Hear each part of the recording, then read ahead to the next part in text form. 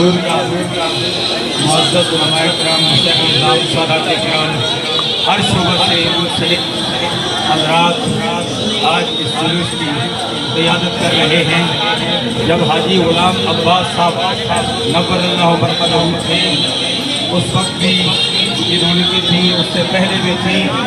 یہ رونقیں، یہ بہاریں، یہ سرکار کے میلاد، سرکار کی آمد پر خوشیوں کا اظہار۔ امام الانبیاء صلی اللہ علیہ وسلم جب آمد ہوئی، اللہ تبارک و تعالیٰ نے خود کیا، فرشتوں سے فرمایا ہے فرشتوں زمین پر چلے جاؤ، عالم بالمشرق وعالم بالمغرب وعالم علی ظہر الکعبۃ، ایک جھنڈا مشرق میں گاڑ دو، ایک مغرب میں گاڑ دو، ایک خانہ کعبہ کی چھت میں گاڑ دو، تاکہ دنیا والوں کو پتہ چل جائے میلاد مصطفیٰ ہو گیا ہے۔ پھر مجھے کہنے دیجئے آج میلاد نبی ہے، کیا سہانا نور ہے، اور آ گیا وہ نور والا جس کا سارا نور ہے۔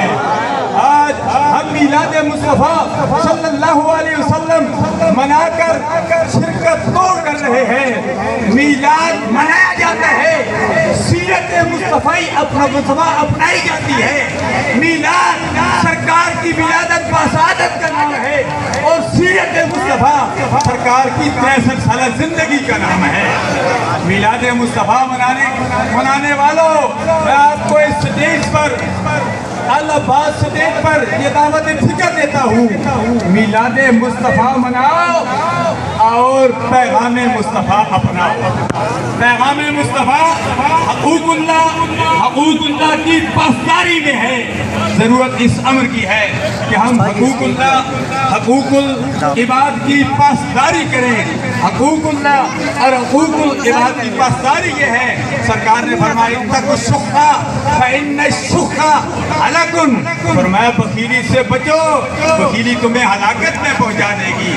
ضرورت اس امر کی ہے کہ مسلمان آپس میں ایک دوسرے کے ساتھ بغض عناد، حسد، بخیلی، منافرت پھیلانے کے بجائے آپس میں ایک ہو جائے، نیک ہو جائے۔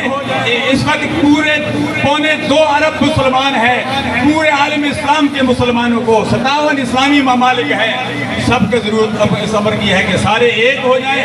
جب ایک ہو جائیں گے، جس طرح آج تحفظ، آج دفاعی جغرافیائی سرحدوں کی تحفظ کا دن ہے، اور کل 7 ستمبر نظریاتی سرحدوں کی حفاظت کا دن ہے۔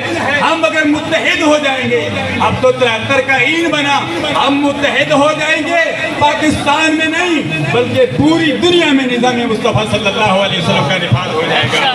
اللہ تعالی ہم سب کا حامی